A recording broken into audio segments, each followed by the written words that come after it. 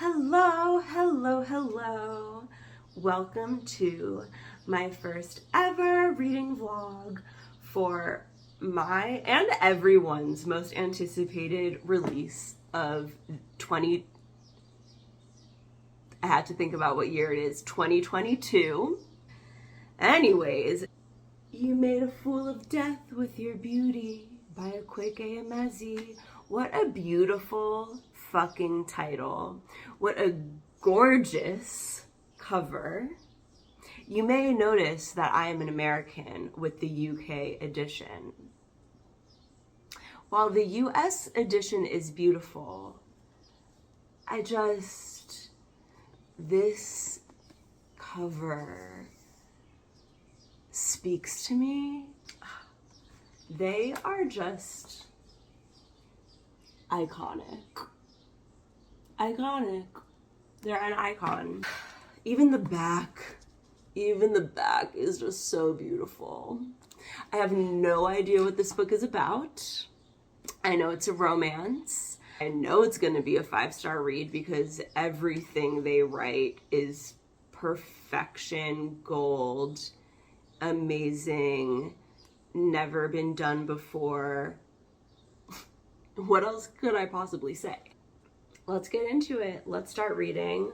I'll update you on my thoughts as they approach. I think I'm gonna clock out for lunch, head over to the park because it's gorgeous outside, and start reading this bitch.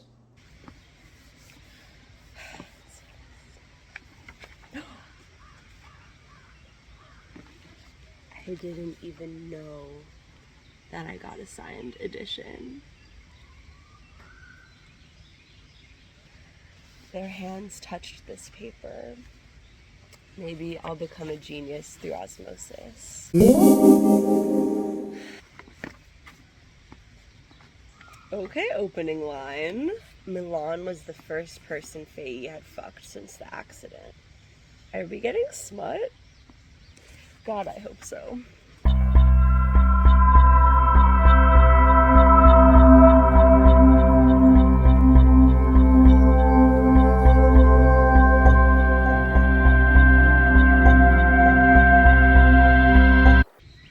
Wow, this line is relatable. Do you think we're having a quarter-life crisis? First of all, we're a few years too old for that. Second, I think we're just figuring out how to survive a world on fire, that it's okay to be alive. Yeah. I feel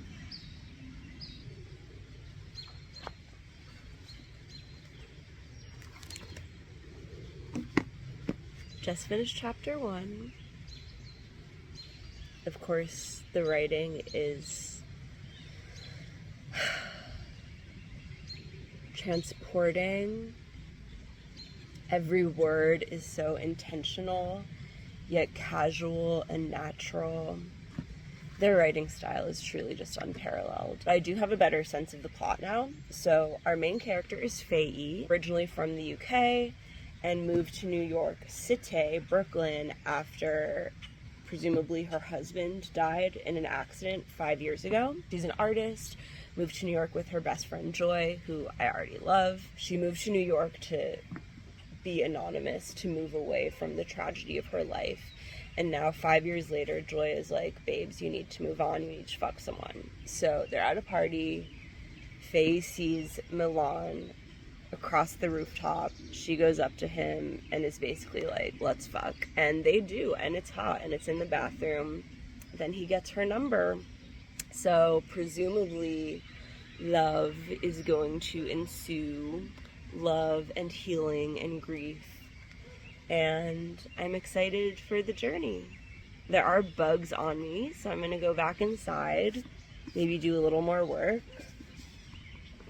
I don't want to rush this, but hopefully I will get through like at least 3 more chapters today. I do have like a after work thing, and I have to go to the library. So I'll update you all when I have read a little bit more. Just needed to share another very relatable line. Faye fought back a yawn. She hated pretending like she gave a fuck about some random man's small talk. Yeah.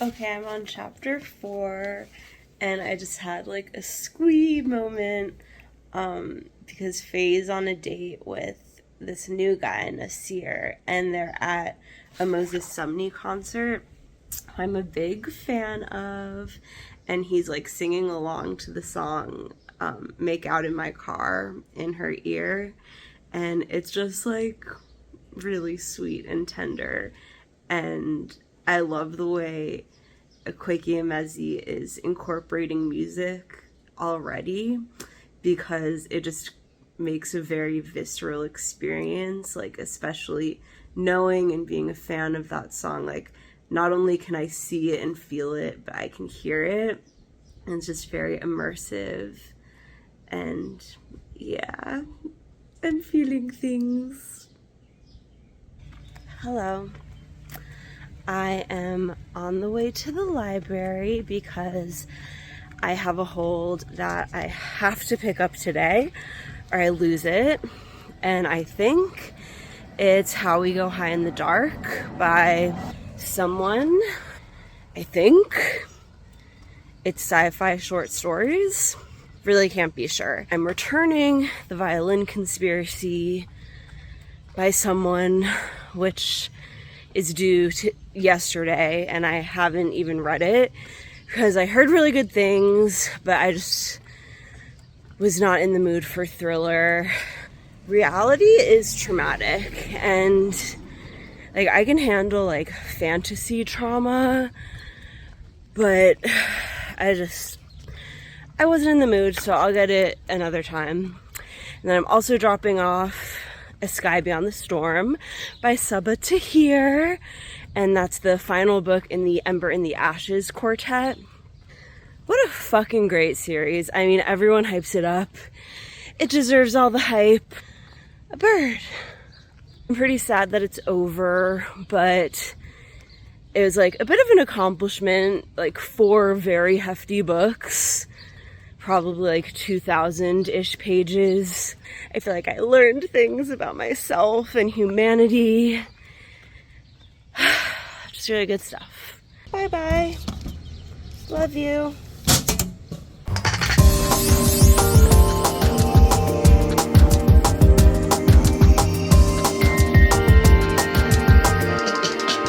Back from the library, looking a little worse for wear because it's hot outside. I secured the goods. How High We Go in the Dark by Sequoia Nagamatsu. This has been recommended by Naya from Naya Reads and Smiles and Kayla from Books and Lala. And my taste usually aligns with theirs, so I have high expectations. And we're just gonna ignore the fact that I have a stack of library books, many of which have already been renewed multiple times on my TBR cart, because I also got By the Book by Jasmine Guillory, had it in the like express aisle where you just get it for 3 weeks. And I'm a big Jasmine Guillory fan. Her books turned me on to romance. I think The Proposal was my first Jasmine Guillory book, and definitely my first rom-com. I used to be a very pretentious reader, and now I'm a huge romance girly. Big thanks to Jasmine Guillory. Some of her books are hit or miss. I never hate them. Some of them just kind of middle, but I'm always going to read whatever she comes out with, and I love a book-related book. So yeah, hopefully I can get to this in the next 3 weeks. I'm gonna drink some water, cool down, and read some more You Made a Fool of Death with Your Beauty. I don't know if my heart is ready because I know shit's gonna get deep. I know it's gonna get real. But right now it's just kind of like sweet. Now they're just taking it slow. They're just gonna be friends first. But friends who fuck, we'll find out. Okay.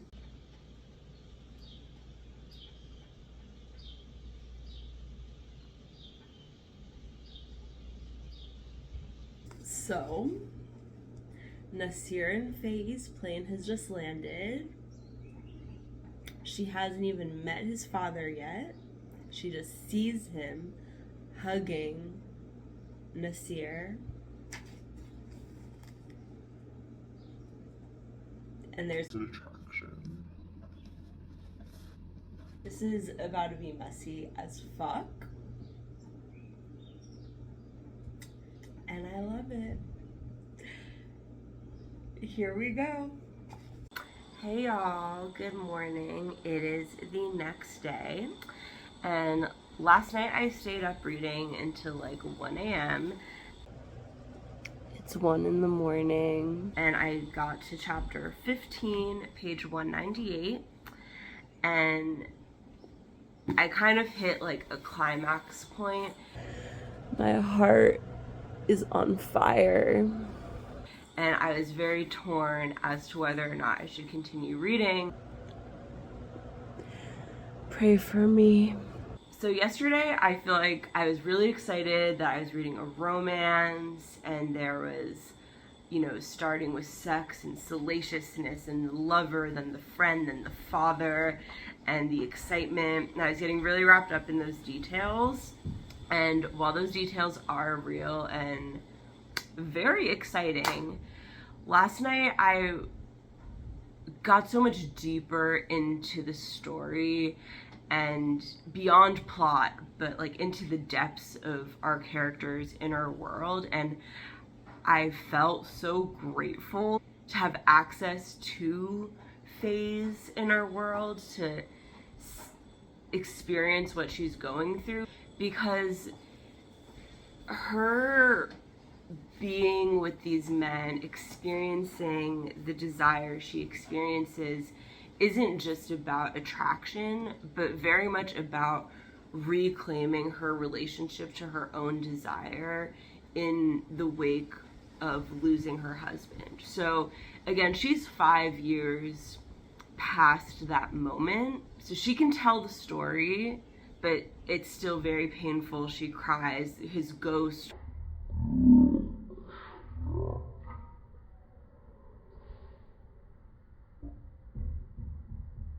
Excuse you? Where was I? The ghost of her ex-husband is still very present with her. She's really moving through that grief and feeling this tension of wanting to chase life, wanting to follow her joy. Like, there's this sentiment that keeps coming up in the writing that's like, this is messy, this is a mistake, but like, I want it and I'm alive, so I'm doing it.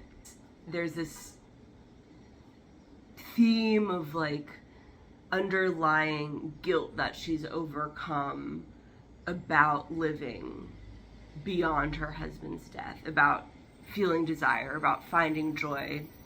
And there's something so raw and painful but beautiful and joyous in that tension and in living despite it. It's not a coincidence that her best friend, who's encouraging her to do all this, is named Joy. Just really fallen in love with Faye. I'm not a huge annotator, but when a line speaks to me, I will hit an underline.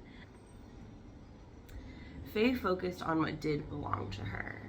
This desire that pooled like traitorous flame, that wasn't in response to someone else, that was coming from her and just her. She belonged to it and it belonged to her.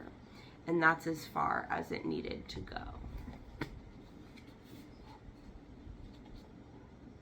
That really spoke to my soul. Yeah, I'm probably gonna end up finishing this book today because I have no self-control. This is my sickness and my disease. I will update you when as the story continues. If you can't tell, I feel like this book is like changing me. Let's see who I am in a couple more pages.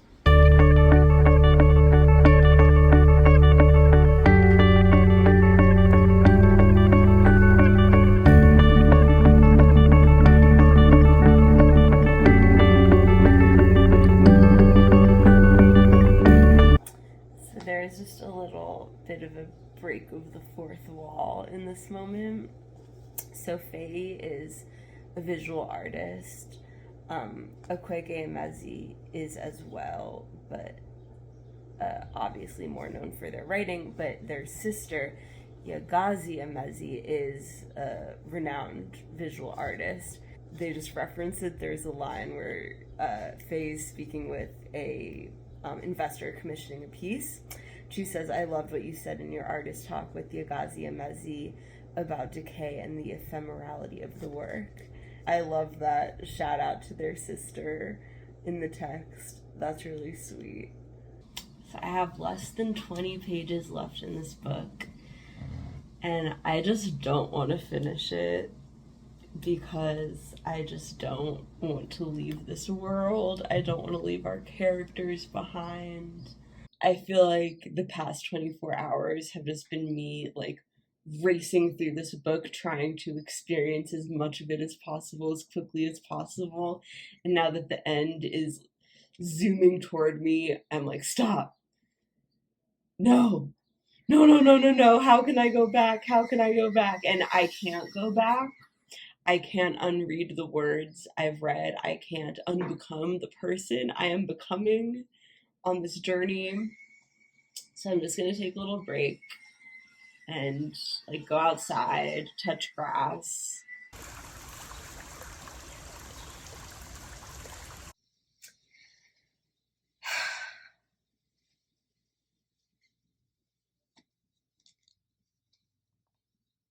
I just finished.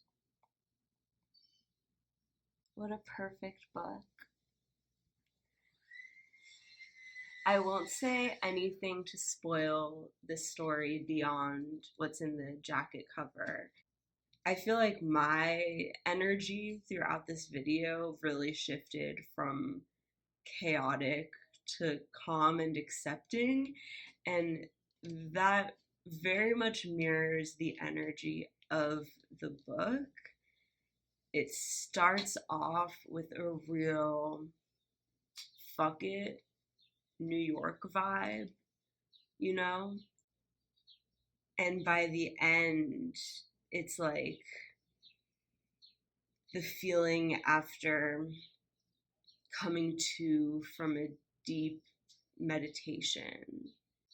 It's this rare feeling when you've gone under the water and you're watching your life from below the surface, and everything is beautiful and peaceful and with light refracted upon your vision. And that is the way this book feels to me by the end. Thank you to Akwaeke Emezi for sharing your gift with this fucked up world. Where would I be without your stories? Okay, let me ground back in reality. I mean, in terms of being a romance, obviously you get your happy ending. The tropes are forbidden love and also insta love, which is something I'm usually not really into. When our main character is questioning her lover's commitment to her, that's something I feel I'm like, well, how do you know? But, you know, often with romance, there's a suspension of disbelief. Is that the phrase? Belief, disbelief, whatever that expression is. I experienced that Similarly to like when I'm reading like a cozy mystery or something, you know, obviously it's not realistic, but this also isn't unrealistic. It's just like my single queer demi ass like can't relate to this type of instant love, and that's okay. It doesn't take away from the experience for me as it has in some other romances. And this isn't just about falling in love and attraction and desire. It's about choosing yourself, choosing your right to happiness, your right to live in a world where these things are not promised. Yeah, this was the story I needed. I feel bad for whatever book I read next. I think this is going to actually the perfect time to transition to a poetry moment. I'm in the middle of an Ocean Vuong poetry collection and a Worcestershire poetry collection, so this might actually be a good time to return to those. On a personal note, this was my 99th book of the year. I do have a problem. Um, I Please read this book. Tell me in the comments what you think of it, if you plan on reading it, if you don't want to read it, if what other Akwaeke Emezi books you love, what other books give you this feeling. This is the feeling that I'm always looking for in art, be it movies, books, music, visual art, food, whatever medium. I love this feeling of losing yourself in it and then coming back to yourself and knowing yourself more fully. I, that is the feeling. So let me know what other artworks, activities give you the feeling. I know at least Olivia is watching. Hey girl, shout out to you. Uh, if you stayed with me through this journey, thank you. Thank you.